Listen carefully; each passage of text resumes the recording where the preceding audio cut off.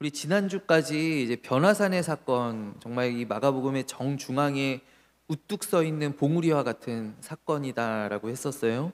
그 변화산 사건이 지나고 이제 산 아래 내려오시자마자, 그러니까 변화산에서 그 놀라운 경험을 하시고는 내려오시자마자 이제 귀신 들린 아이가 이제 있는, 막 사람들이 모여 있는 그곳으로, 이게 진짜 현실이구나. 이제 꿈 같은 시간은 다 가고 이제 진짜 현실로 돌아왔구나. 마치 그런 것 같이 이제 예수님께서 현실로 돌아오셨다라는 거예요.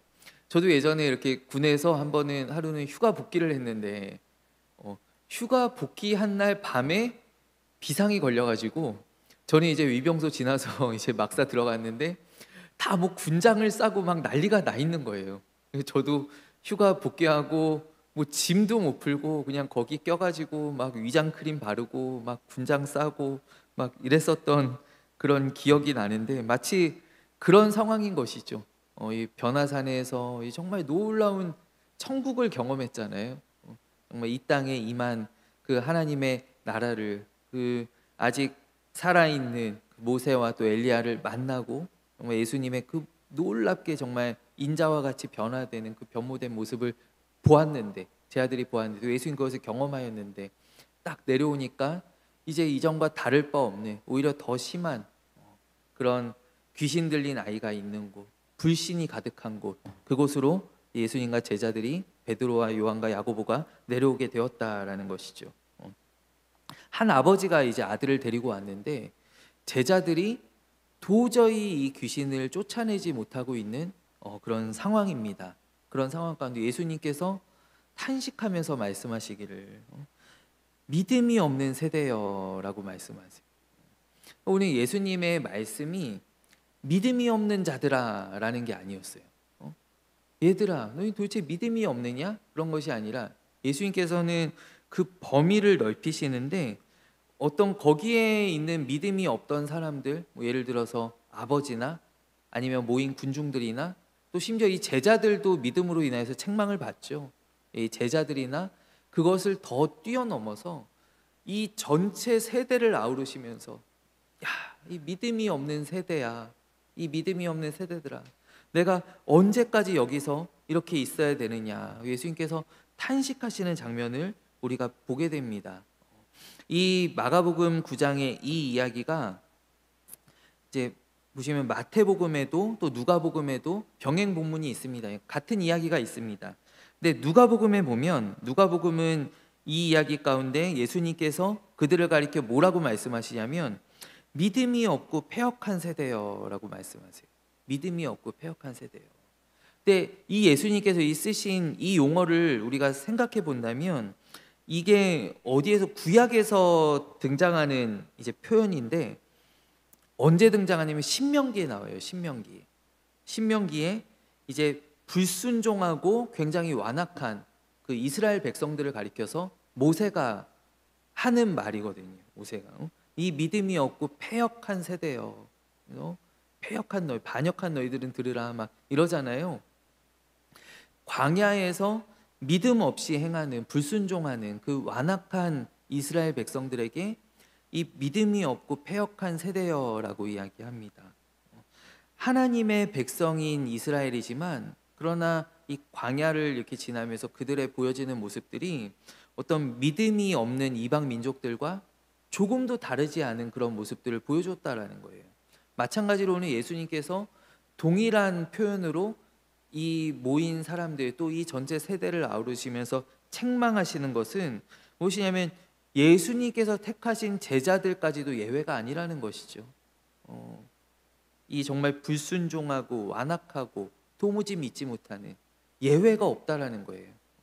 이 하나님의 택하심 받고 하나님께서 부르신 이 이스라엘 백성들도 이 믿음이 없고 패역한 세대라 일컬어졌던 것처럼 예수님께서 선별하셔서 또 예수님과 같이 동행하게 하셨던 그 제자들도 예외가 없다라는 것이죠. 모든 사람들이, 이 세대 자체가 지금 예수님께서 이 땅 가운데 오셔서 사역하고 계시는 그때 그 사람들 전부가, 이 세대 자체가 믿음이 없는 세대, 패역한 세대였다라는 것이죠. 그 가운데 이제 아버지가 이제 외침, 아버지에게 물으시니 이제 언제부터 이렇게 되었느냐? 어릴 때부터 그랬습니다. 이 아이를 계속 귀신이 죽이려고 불에도 던지고 물에도 자주 던졌는데 예수님 하실 수 있으시거든. 하실 수 있으시거든. 우리 아이를 살려 주십시오. 우리 아이를 고쳐 주십시오라고 이야기합니다. 그때 예수님께서 이 아버지를 책망하시죠. 할 수 있거든이 무슨 말이냐? 믿는 자들에게는 능치 못할 일이 없느니라라고 말씀하셔요. 그러자 그 아버지가 외치기를 그 아버지가 소리를 질러 이르되 내가 믿나이다.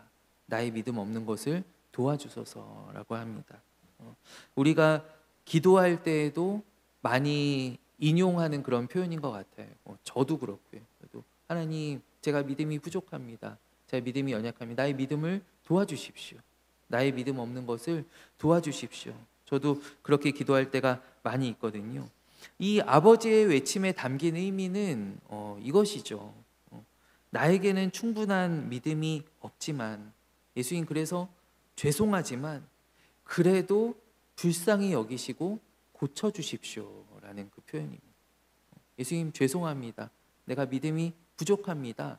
하나님 앞에 나오기에 내가 연약합니다. 그러나 예수님 나를 불쌍히 여기시고 나를 도와주십시오. 나를 고쳐주십시오.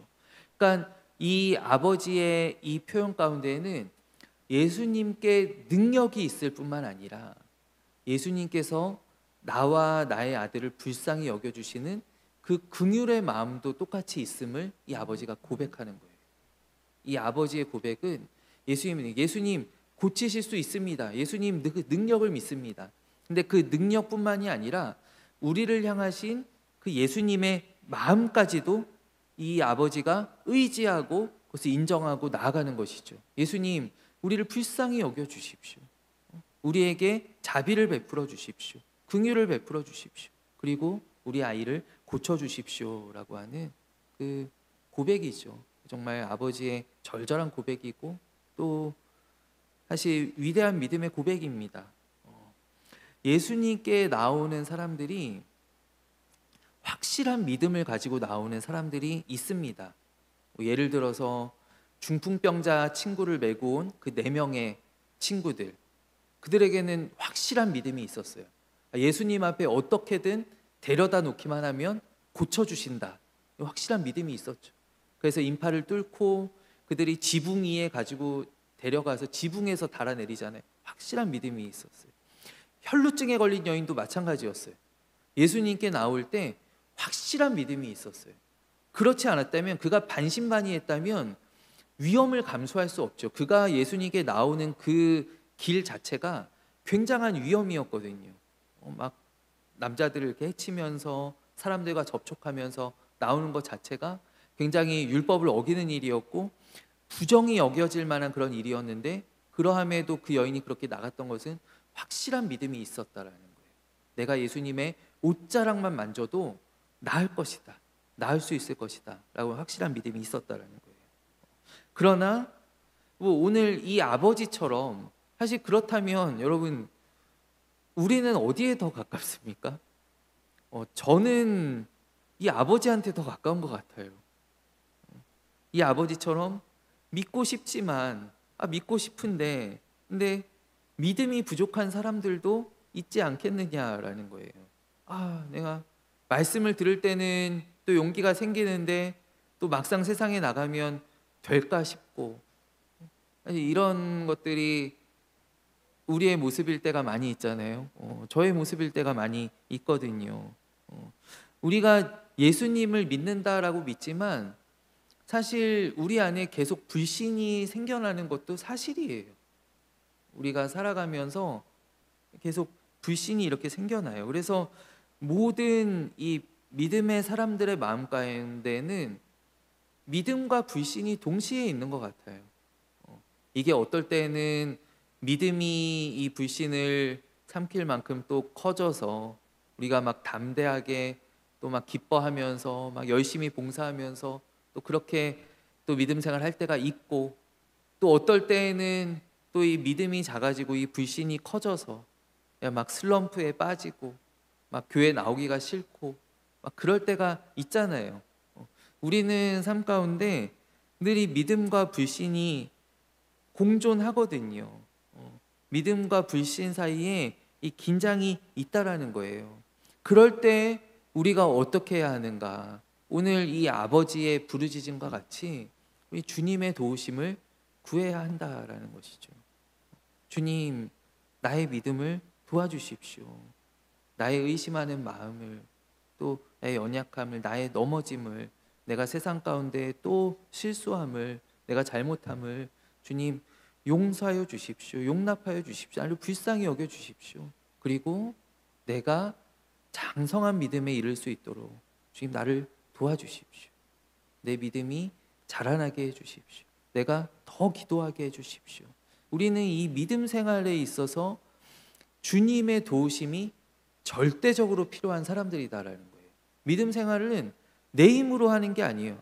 예수님 구원해 주셨으니까 이제 내가 내 마음 드리고 내가 잘 믿어야지, 내가 이제 열심히 해야지, 내가 봉사도 해야지, 그렇게 해서 할 수 있는 게 아니다라는 거예요. 우리는 처음부터 끝까지, 우리는 0부터 100까지 모두 다 주님의 은혜, 주님의 도우심, 주님의 동행하심이 필요한 사람들이다라는 것이죠. 그렇기 때문에 주님께서도 우리와 늘 함께 하십니다. 주님 우리를 어느 정도까지 인도하시고, 그래 여기까지 왔으니까 이제 혼자 갈 수 있지? 예수님 이렇게 말씀하시는 법이 없다라는 거예요. 저도 우리 믿음이 이제 한 학기 지났는데, 우리 막내인데 이제 학교 갈, 너 이제 혼자 올 수 있지? 너 이제 학교에서 혼자 걸어올 수 있지? 제가 늘 이렇게 얘기하면서도 또 불안해서 또 한번 가보거든요.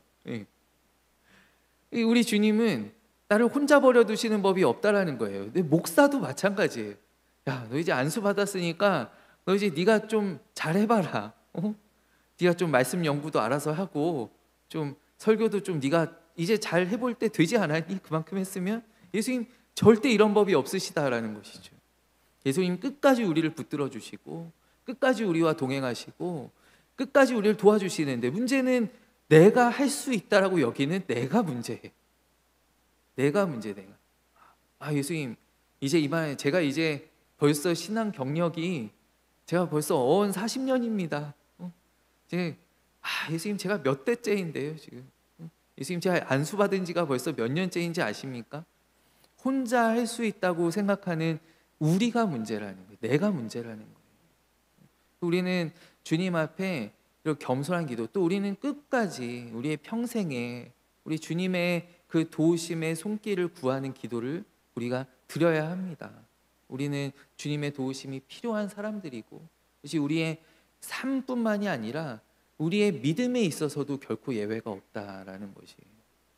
오늘 이 아버지가 정말 수천 년 동안 우리에게 정말 본이 되는, 정말 저는 멋진 기도라고 생각해요. 정말 이 멋진 기도를 주님 앞에 바로 우리의 모습과 같이, 내가 믿으면서도 의심하는 그런 우리의 모습과 같을 때 이런 기도를 주님께 드리면, 그리고 주님께서 이 아버지를 도와주시죠.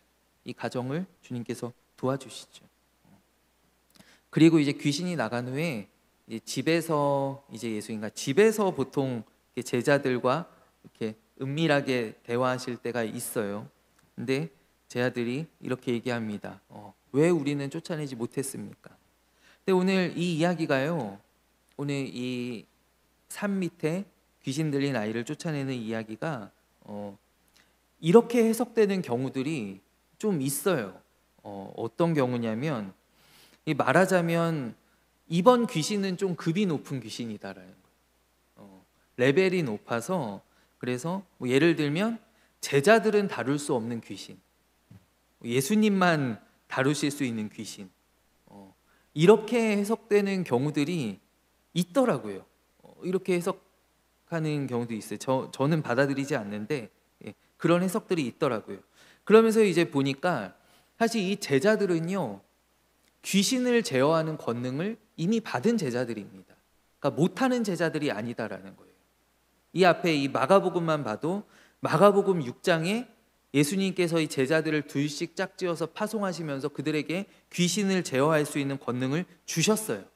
그리고 그들이 이미 순회 전도를 다니면서 많은 귀신들을 쫓아내는 경험을 합니다. 경험을 해요. 그런데 왜 이번은 아니냐는 거예요. 왜 이번에는 안 됐느냐? 왜 이번엔 못했느냐라는 것이 이 제자들의 의문인 것이죠. 그리고 이 말씀을 읽는 우리들의 의문이기도 합니다. 왜 안 되는가? 왜 못하였는가?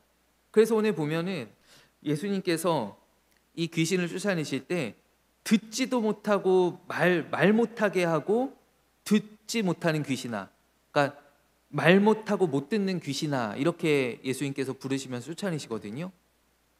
그러니까 어떤 사람들은 보고 이 귀신은 이중 능력을 갖고 있어서 보통은 하나만 있어야 되는데 제자들이 말 못하는 귀신 같으면 쫓아냈을 텐데, 아니면 못 듣는 귀신 같으면 쫓아냈을 텐데, 이 두 가지를 다 가지고 있어서 제자들한테는 좀 역부족이었던 것 같다. 이런 해석도 있긴 있더라고요. 근데 저는 동의하지 않고요. 저는 받아들이지 않고요. 저는 그러면 어떤 입장이냐면 제자들이 쫓아내는 게 아니다라는 거예요. 제자들이.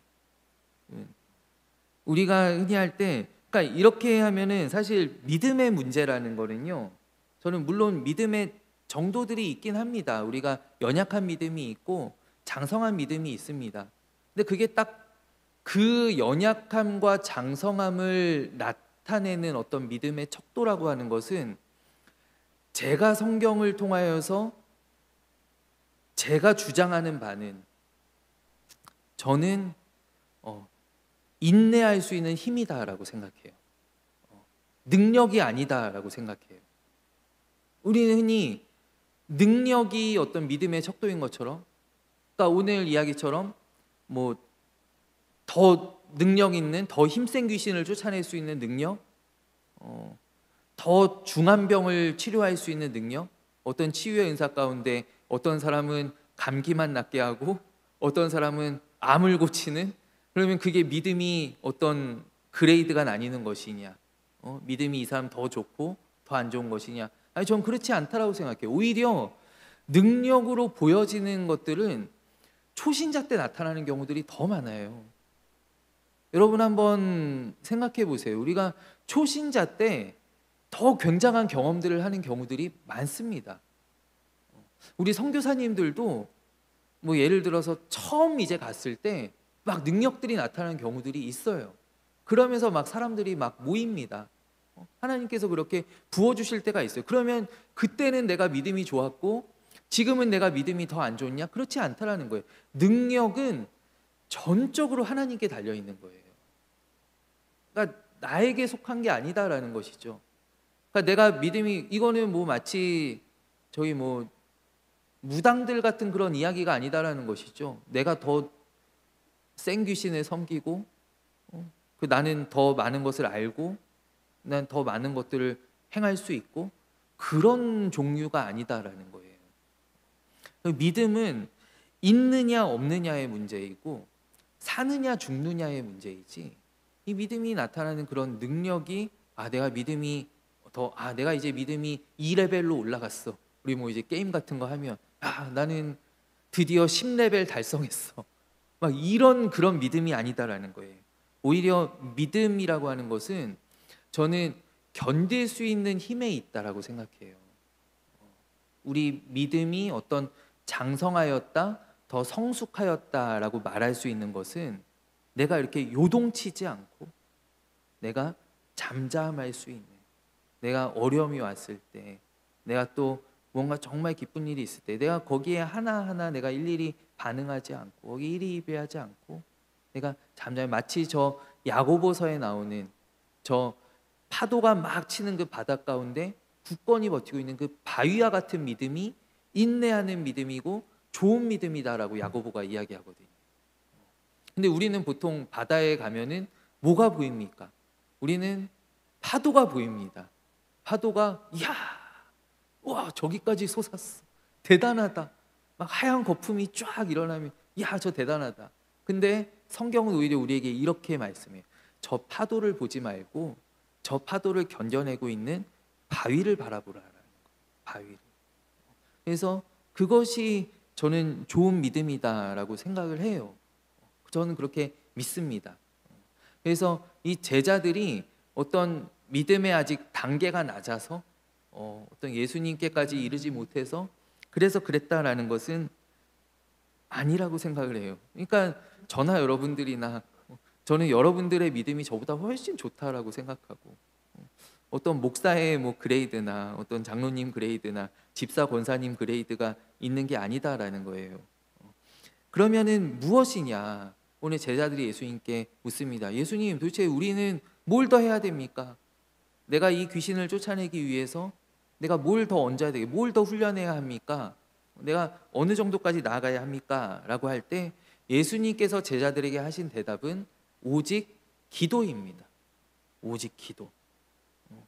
그런데요, 여러분 한번 보세요. 제가 어제 이렇게 말씀을 이렇게 연구할 때 제가 보니까 앞서서 오늘 이 9장 이 14절부터 29절까지의 말씀 우리가 쭉 읽었는데, 그러면 기도라고 하는 단어가 어디에서 처음 나오냐 하면 29절에서 처음 나와요.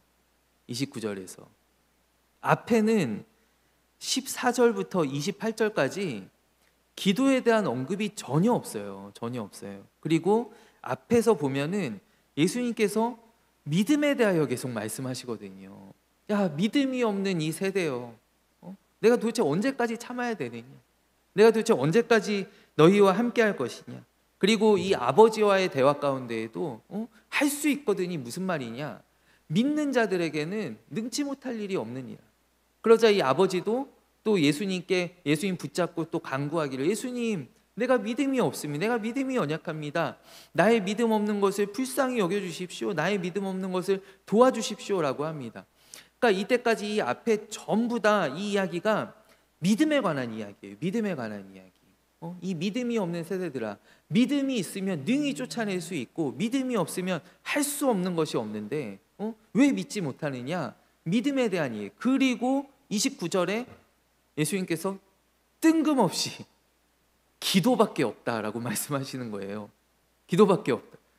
그러면 우리가 어떻게 해야 됩니까? 라고 할 때 기도밖에 없다라고 말씀하시는 것이죠. 그러면 이것은 무엇이냐? 믿음과 기도는 서로 떼어낼 수 없는 불가분의 관계에 있다라는 거예요. 그럼 기도가 무엇입니까? 기도가 무엇인가? 기도는 믿음의 선포가 기도입니다. 그러니까 언어화된 믿음이 바로 기도입니다. 기도. 내가 믿는다라는 것을 내가 무엇으로 나타낼 수 있게? 그냥 기도로 나타내는 거예요. 이 아버지가 예수님께 지금 부르짖는 것이 기도하는 것이잖아요. 예수님, 저의 믿음을 도와주십시오. 저의 믿음이 부족합니다.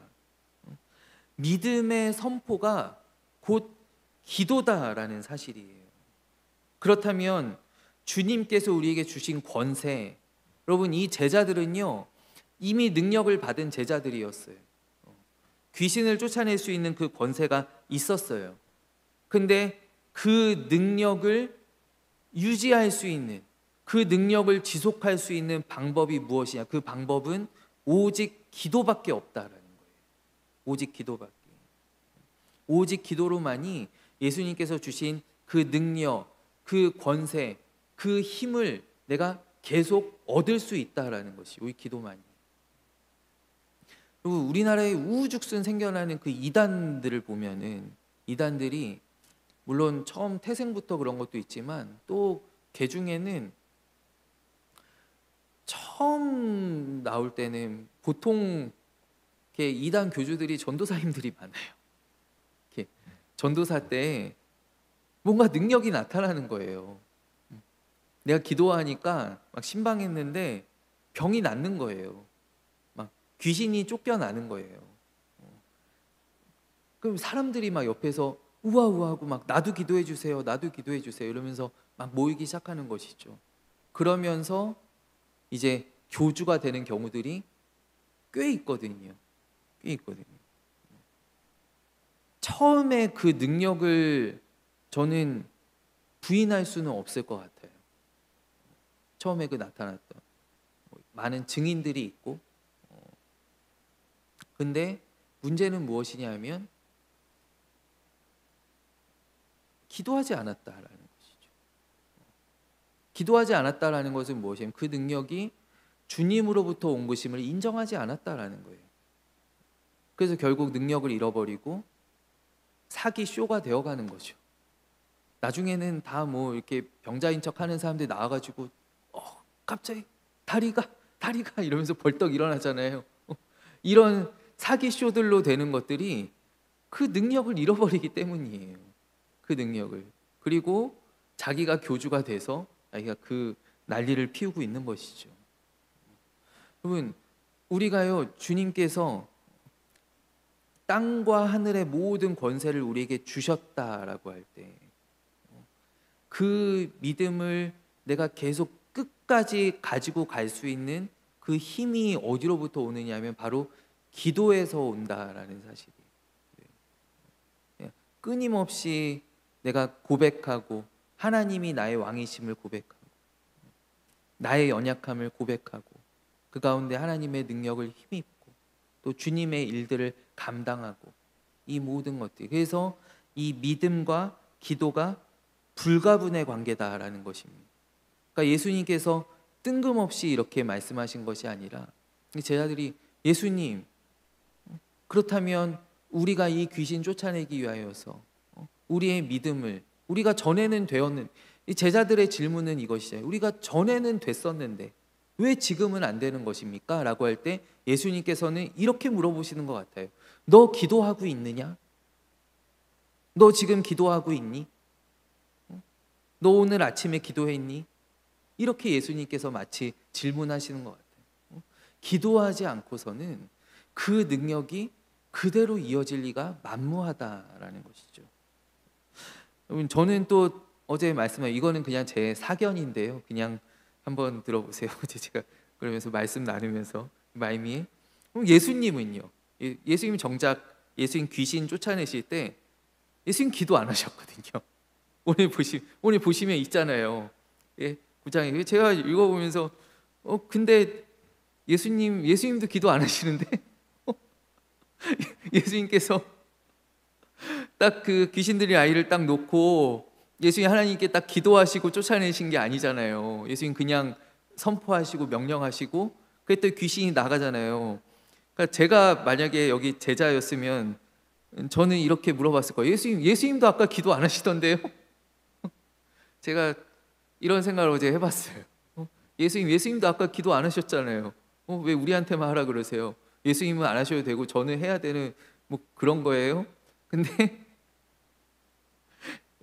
그 마가복음에 보면 계속 마가복음이 다른 복음서보다 특별히 강조하고 있는 부분이 있어요. 그게 뭐냐면 바로 예수님의 기도하시는 장면이에요.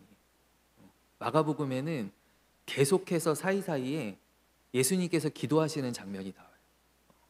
처음 사역을 시작하실 때도 그랬었고요. 또 예수님 오병이어 다음에도 또 조용히 홀로 산으로 들어가시죠. 제자들을 보내놓고 예수님 산으로 들어가시죠. 이게 예수님께서 계속 기도하시는 장면이 나와요. 그렇다라는 것은 무엇이냐면 우리가 기도가 예수님께서 기도하라라고 할 때 이 기도가 사역의 현장에서도 필요합니다. 사역의 현장에서도 문제를 딱 앞에 놓고 기도해야지요. 하나님, 여기 귀신이 떠나가게 해주십시오. 이 병이 낫게 해주십시오. 하나님, 우리 교회 부족한 것들을 하나님 채워주십시오. 우리가 현장에서 하는 기도가 필요합니다. 그러나 그보다 어쩌면 더 중요한 것은 무엇이냐면 우리의 일상의 삶의 자리에서 우리가 날마다 드리는 기도다라는 거예요. 제자들이 여기에서 반론할 수 없었던 것은 아마 제가 거기 있었어도 반론할 수 없었을 거예요. 왜냐하면 제가 만약에 예수님을 따라다니는 제자였다면 오늘도 어김없이 새벽 미명에 하나님께 나아가 기도하시는 예수님의 모습을 보았기 때문이죠. 그렇지 않겠습니까? 내가 예수님을 지금 이 3년째 쫓아다니는 제자라면 늘 시마다 때마다 홀로 조용히 하나님 앞에 나아가서 기도하시는 그 예수님의 모습을 내가 보았을 거예요. 그러니 반론할 수가 없는 것이죠. 예수님께서 이렇게 말씀해, 얘들아, 기도 외에는 기도하지 않고서는 이런 능력이 나갈 수가 없다. 이런 능력이 나타날 수가 없다. 일어날 수가 없다라고 하실 때, 이 제자들이 아마 이 6장에서 귀신 쫓아내는 그런 권세들을 받고 정말 의기양양했을 그 제자들의 마음 가운데 분명히 깨달아지는 것이 있었을 거다라고 저는 생각합니다. 예수님의 이 말씀 가운데, 지금 내가 놓치고 있는 것이 무엇인가? 내가 예수님 정작 따라다니기만 하고, 내가 예수님 말씀도 예수님 가까이에서 능력 받았다고 좋아하고, 내가 여러 가지 일들을 같이 자고 먹고 하면 같이 고생하고 하면서 내가 예수님 좋은 제자다라고 생각했는데, 정작 나는 예수님처럼 하지 못했고, 나는 예수님처럼 기도하지 않았구나, 내가 기도의 줄을 붙잡지 않았구나 라는 것을 오늘 이 제자들이 예수님의 말씀 가운데 절실하게 깨달았을 것이다 라고 저는 생각해요. 그리고 오늘 말씀을 전하는 저도, 또 말씀을 들으시는 우리 모든 성도님들에게도 이러한 울림이 전해지기를 저는 간절히 소원합니다. 우리의 삶의 자리에서, 우리의 모든 사역의 현장뿐만이 아니라 우리의 삶의 자리, 우리의 모든 일상 가운데서 우리는 기도를 생활화해야 됩니다. 기도해야 넘어지지 않고, 기도해야 견딜 수 있고, 기도해야 교만해지지 않고, 기도해야 하나님의 능력이 나에게 머무시는 것입니다.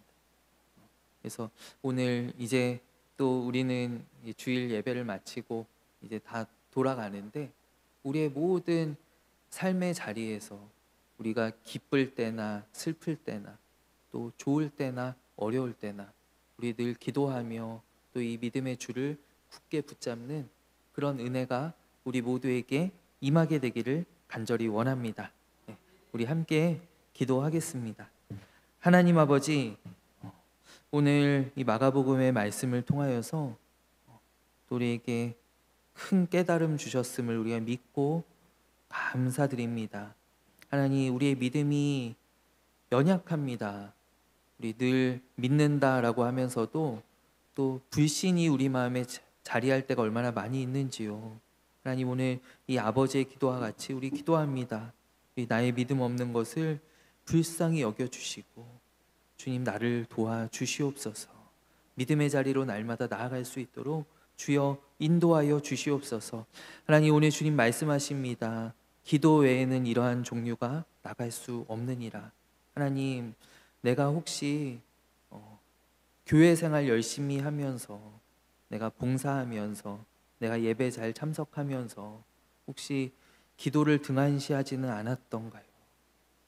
그러하다면 오늘 주님, 나를 다시 한번 강건하여 주셔서 날마다 기도하는 그 기도의 자리로 나아갈 수 있도록 주님 인도하여 주시옵소서. 오늘 돌아갑니다. 이제 이 한 주 또 우리가 시작하는데, 하나님 은혜 안에서, 능력 안에서 늘 승리하는 또 복된 한 주가 되게 하여 주시옵소서. 우리 이제 비가 계속 내리고 또 내일까지 예보가 있는데, 또 이후에는 또 폭염이 찾아옵니다. 우리 계속 이렇게 손바닥 뒤집듯 바뀌는 날씨 가운데 우리 모두 건강을 지켜주시고, 우리 모든 가정을 지켜주시고, 또 우리 모든 삶의 자리 주님께서 함께하여 주시옵소서. 예수 그리스도의 이름으로 간절히 기도하옵나이다. 아멘.